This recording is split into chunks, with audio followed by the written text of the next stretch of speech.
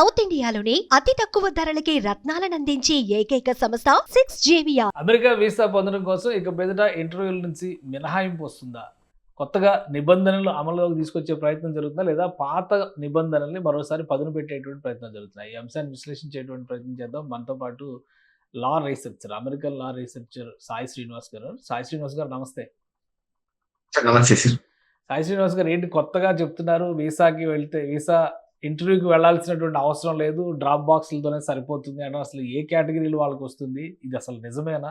ఏం జరుగుతుంది అమెరికా వీసాల మన వాళ్ళకి? ఎందుకంటే 9 నెలలు, 10 నెలలు, సంవత్సరం వెయిటింగ్ ఉంది వీసా ఇంటర్వ్యూస్ కోసం, స్లాట్సే దొరకట్లేదు. సో ఏం జరుగుతుంది ఇప్పుడు కొత్తగా? సార్ యూజువల్ గా ఇప్పుడు కొత్త వీసా వేవర్ రిక్వెస్ట్ ఎవరెవరికి చేయొచ్చు అంటే ఇంటర్వ్యూ వేవర్ రిక్వెస్ట్ అనేది ఒకటి ఉంటుంది సార్. అంటే నార్మల్ గా మనము ఎక్స్టెన్షన్ కానీ ఇప్పుడు నార్మల్ గా ఒక H1B హోల్డర్స్ కి 6 సంవత్సరాల వీసా ఉంటుంది సార్. ప్రతి 3 సంవత్సరాలకు ఒకసారి మనం రెన్యువల్ చేసుకుంటాం. ముందున్న పరిస్థితులు ఎలా ఉన్నాయంటే మామూలుగా ఈ సెకండ్ టైం రెన్యూ చేసుకునేటప్పుడు 3 సంవత్సరాల తర్వాత రెన్యూ చేసుకున్నప్పుడు వాళ్ళు డైరెక్ట్ గా ఇంటర్వ్యూ పోన అవసరం లేదు. డైరెక్ట్ గా వీళ్ళు ఒక రిక్వైర్మెంట్స్ అన్ని డాక్యుమెంట్ లో పెట్టేసి డ్రాప్ చేస్తే సరిపోయేది.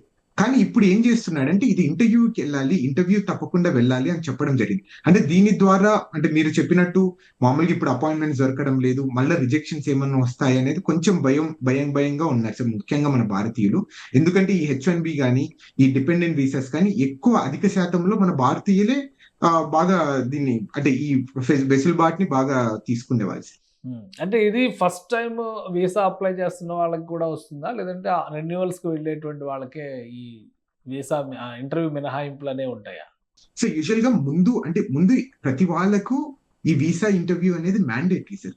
ఈ కోవిడ్ టైంలో ఏమైపోయిందంటే కొంతమంది డిపెండెంట్ వీసాస్ కి అట్లనే రెన్యువల్స్ చేసుకునే వాళ్ళకు ఒక చిన్న వెసులుబాటు ఇవ్వడం జరిగింది. అంటే ఎందుకు కారణం అంటే ఆ రోజున్న పరిస్థితులు అంటే కోవిడ్ కారణం కానీ, ఇక్కడ ఉన్న స్టాఫ్ తగ్గిపోవడం కానీ, అంటే అధిక శాతంలో డబ్బులు ఏమన్నా ఎక్కువ ఖర్చు అయిపోతుందేమో ఈ వీసా ఇంటర్వ్యూలకు వల్ల పిలవడం వల్ల అనుకున్న కొన్ని సిచ్యువేషన్స్ వల్ల ఆ రోజు మనకు వెసులుబాటు ఇవ్వడం జరిగింది. అంటే రెన్యువల్స్ కి ఒకటే. అంటే ఫర్ ఎగ్జాంపుల్ ఇప్పుడు మీరు H1B 6 సంవత్సరాలు ఉంటుంది కదా సార్, 3 సంవత్సరాల తర్వాత ఆటోమేటిక్ గా మీరు రెన్యువల్ అయిపోయేది. అంటే జస్ట్ ఈ అన్ని డాక్యుమెంట్స్ తీసుకొని వచ్చి అక్కడ డ్రాప్ బాక్స్ లో పెట్టేస్తే. కానీ ఇప్పుడు అది రిమూవ్ చేయడం జరిగింది. అంటే there is nothing wrong in it sir. అంటే దీని ద్వారా ఏమైపోతుంది అంటే మళ్ళీ ఏమైనా వీసా రిజెక్షన్స్ జరుగుతాయా, లేకపోతే మళ్ళీ మనం ఎంత సమయం అనేది వెయిట్ చేయాలి అనేది కొంచెం భయం అనేది క్రియేట్ అయిపోయింది సార్.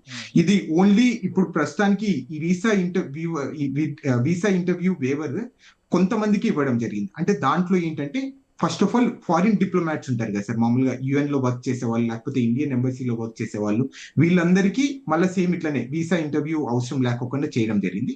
అట్లనే B1, B2 వీసా వాళ్ళకు ఒక 5-6 కండిషన్స్ పెట్టేసి వాళ్ళకు కూడా వీసా ఇంటర్వ్యూ రెన్యువల్కి వెళ్ళేటప్పుడు ఇంటర్వ్యూ ఇవ్వని అవసరం లేదని చెప్పడం జరిగింది. ఓకే, అంటే రెగ్యులర్ గా చేసేటువంటి వాళ్ళకైతే లేదా ఫ్రెష్ గా అప్లై చేసేటువంటి వాళ్ళకైతే వీసా ఇంటర్వ్యూ కంపల్సరీ సార్, అది ఎప్పుడైనా కంపల్సరీ. H1Bల పరిస్థితి ఏంటి? యూజువల్ గా H1B వాళ్ళు కూడా ఫస్ట్ టైం స్టాంపింగ్కి వెళ్ళినప్పుడు తప్పకుండా వీసా ఇంటర్వ్యూకి వెళ్ళాలి సార్. సెకండ్ టైం వాళ్ళు రెన్యువల్కి వెళ్ళినప్పుడు మాత్రము మామూలుగా అందరూ ఏం చేస్తారంటే డ్రాప్ బాక్స్ చేసేస్తారు. అన్ని డాక్యుమెంట్స్ అన్ని ఆల్రెడీ ఒకసారి మనం ప్రూవ్ చేసుకొని ఉంటాం కదా సార్ వీసా ఇంటర్వ్యూలో. అంటే మనం లీగల్ గానే ఉంటున్నాం, మనం లీగల్ గా అన్ని చేస్తున్నామని. సో వీళ్ళు కొంచెం సడలించడం జరిగింది. సర్లే సెకండ్ టైం వద్దులే, మీరు ఫస్ట్ టైం ఆల్రెడీ ఇచ్చేసారు కదా అని. కానీ ఇప్పుడు ఏం చేశారంటే సెకండ్ టైం కూడా మ్యాండేటరీ చేయడం జరిగింది. అంటే దీని ద్వారా ఏమైపోతుంది అంటే చాలా మంది ఇండియాకి రావాలనుకున్న వాళ్ళు కూడా కొంచెం తగ్గిపోతారు సార్. ఎందుకురా ఇప్పుడు మళ్ళీ వీసా ఏమైనా క్యాన్సిల్ అయిపోతే మనకి ఇబ్బంది పడిపోతాము, మన ఇంటర్వ్యూ మళ్ళీ ఏమైనా రిజెక్ట్ చేస్తారేమో అని కొంచెం ఆ భయం అనేది క్రియేట్ అయిపోతుంది సార్ దీనివల్ల. గ్రీన్ కార్డు వచ్చినటువంటి వాళ్ళకు కూడా గ్రీన్ కార్డు ఎప్పుడు క్యారీ చేయాలి, లేదంటే కనుక వెరిఫికేషన్ ఆఫీసర్స్ ఎంక్వైరీ చేసినప్పుడు దాన్ని ప్రొవైడ్ చేయకపోతే కూడా యాక్షన్స్ ఉంటాయని ఒక ప్రచారం జరుగుతుంది. ఇందులో నిజమెంత? అసలు ఇలాంటి రూల్స్ ఏమైనా ఉన్నాయా? సార్ ఇది ఆల్రెడీ ఎప్పటి నుండో వస్తున్న ఒక చట్టం సార్. అది section immigration and nationality act చట్టం ప్రకారం 246E క్లాస్ దాంట్లో క్లియర్ గా రాయడం జరిగింది. 18 ఏళ్ళు పైబడిన వ్యక్తి ఎవరైనా కానీ తప్పకుండా ఐడెంటిటీ ప్రూఫ్ క్యారీ చేయాలి. సో అది చేయకపోతే మీకు ఫెడరల్ మిస్డిమీనర్ గా తప్పకుండా మీరు ఛార్జెస్ ఫేస్ చేస్తారు అనేది ఆల్రెడీ రాయడం జరిగింది. అంటే ఇవన్నీ ఎందుకు తీసుకొని వస్తున్నారంటే సుమారు ఇక్కడ మనము 1,20,80,000 మంది ఇక్కడ ఆల్రెడీ ఉన్నారు సార్, వెల్ ఎస్టాబ్లిష్డ్ గా గ్రీన్ కార్డు వచ్చిన వాళ్ళు ఉన్నారు. సో వీళ్ళందరినీ మనం ఎలా మనము హోల్డ్ ఆన్ చేయాలి, వీళ్ళందరూ ఎలా ఐడెంటిటీ ప్రూఫ్ తీసుకొని రావాలి అనుకున్న ఒక ఇంటెన్షన్ తోనే ఇది జస్ట్ ఒక ట్వీట్ చేయడం జరిగింది తప్ప ఎక్కడే గానీ మనం దీని ద్వారా ఎక్కడే గానీ భయం క్రియేట్ చేయడం కానీ ఎక్కడే గానీ లేదు. ఈ సెక్షన్ ని ఏ రోజే గానీ ఇంతవరకు ఎప్పుడే గానీ చాలా తక్కువ సందర్భాల్లో అంటే ఇది కొత్తగా వచ్చిన సెక్షనా లేదంటే ఆల్రెడీ ఉన్న సెక్షన్ ఇప్పుడు ఇంప్లిమెంట్ చేస్తాం అనేటువంటి వార్నింగ్ ఇచ్చారా? ఇది ఆల్రెడీ ఉన్న సెక్షన్ ని ఇప్పుడు ఇంప్లిమెంటేషన్ చేస్తామా అని చెప్తున్నారు సార్. అంతే. అంటే గ్రీన్ కార్డ్ హోల్డర్స్ లో ఎక్కువ గ్రీన్ కార్డ్ హోల్డర్స్ లో ఎక్కువ ఇండియన్సే ఉంటారు అనేటువంటిది మన వాళ్ళు నమ్మేటువంటి. ఎనీ టైం జేబులో పెట్టుకొని తిరగకపోతే చర్యలు తీసుకుంటే ఇంటి దగ్గర ఉండొచ్చు, రకరకాల రీజన్స్ ఉండొచ్చు, కారణాలు ఉండొచ్చు, కానీ చూపించాల్సింది. ఇప్పుడు పైగా అమెరికాలో కార్డు జేబులో పెట్టుకోవాల్సినటువంటి అవసరం ఉందా? ఏటీఎం కార్డులే క్యారీ చేయరు, అంతా మొబైల్ మీదే నడిపిస్తారు అని చెప్పని అంటారు. సో ఈ గ్రీన్ కార్డుకి అటువంటి ఈ కాపీలు ఏమైనా ఉంటాయా, లేదంటే అది కంపల్సరీ ఫిజికల్ కాపీని క్యారీ చేయాలా? సో అది మ్యాండేటరీగా వాళ్ళు చెప్పడం ప్రకారం ఫిజికల్ కాపీయే మ్యాండేటరీగా మీరు క్యారీ చేయాలి. చేయకపోతే మిమ్మల్ని తప్పకుండా ఇక్కడ ఉన్న చట్టాల ప్రకారం మిమ్మల్ని అరెస్ట్ చేసే అవకాశం కూడా ఉంటుందని చెప్పడం జరుగుతుంది. రైట్. అయితే దీనివల్ల పెద్ద ఎఫెక్ట్ ఏమీ ఉండకపోవచ్చు. అంటే ఇది జనరల్ గా జరిగే రూల్ ని ఈ రోజు మేము రెగ్యులర్ అంటే ప్రొసీడింగ్స్ లో బాగా రెగ్యులర్ గా జరిగే ఎక్సర్సైజ్ గానే మనం చూడాలంటారా?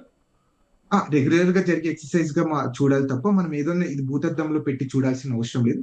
కానీ మీరు అన్నట్టు ఇందాక మీరు అన్నారు కదా, అంటే ఇక్కడ మన వాళ్ళు ఏటీఎం కార్డులు క్యారీ చేయరు, ఇదేం క్యారీ చేస్తారు ఇవన్నీ, అంటే అది ఒక్కటి కొంచెం భయంగా క్రియేట్ అవుతుంది సార్. అంతే. ఎందుకంటే మళ్ళీ ప్రతిసారి క్యారీ చేసి అది ఎక్కడైనా పోతే అది మళ్ళీ అప్లై చేయడం ఎన్ని రోజులు పడుతుందని ఒక చిన్న భయం తప్ప ఎక్కడే కానీ మనం వరి కావాల్సిన అవసరం అయితే లేదు. రైట్. ఇక వీసా ఇంటర్వ్యూల విషయంలో మాత్రం రెన్యూవల్స్లోనే మినహాయింపులు ఎక్కువ ఉన్నాయి. ఫ్రెషర్స్ అయితే మాత్రం ఇంటర్వ్యూస్ ప్రిపేర్ అవ్వాల్సిందే, స్లాట్స్ కోసం వెయిట్ చేయాల్సిందే. అవును సార్. అంటే రెన్యువల్స్ కి మ్యాండేటరీగా ఇంటర్వ్యూ పెట్టడం జరిగింది సార్. ఓకే. అంటే రెన్యువల్స్ కూడా ఇంటర్వ్యూ మ్యాండేటరీ చేసేటువంటి ఇది ఉంది. అవును sir. Right. Thank you Sai Srinivas గారు విశ్లేషణ అందించినందుకు. ఇది అమెరికాలో కొత్తగా నడుస్తున్నటువంటి, కొత్తగా తీసుకుంటున్నటువంటి కొన్ని నిర్ణయాలు కొంత గుబులు రేపుతున్నాయి, కొంత ఆనందాన్ని నింపుతున్నటువంటి పరిస్థితి కూడా ఉంది. వీసా ఇంటర్వ్యూలకు సంబంధించి కొన్ని నిబంధనలను సరళతరం చేశారు. వాటితో పాటు కొన్ని కేటగిరీలకు మాత్రం మళ్ళీ ఇంటర్వ్యూలు కంపల్సరీ చేసినటువంటి పరిస్థితి. ఇక గ్రీన్ కార్డు నిబంధన కొంత గుబులు రేపుతుంది. అయితే ఇది రెగ్యులర్ ఎక్సర్సైజ్గానే చూడాల్సి ఉంటుందని చెప్పని సాయి శ్రీనివాస్ విశ్లేషిస్తున్నారు. ఇది special discussion. Keep watching. Suman టీవీలో మీ పర్సనల్ అండ్ బిజినెస్ ప్రమోషన్స్ కోసం కింది నెంబర్కి కాంటాక్ట్ చేయండి.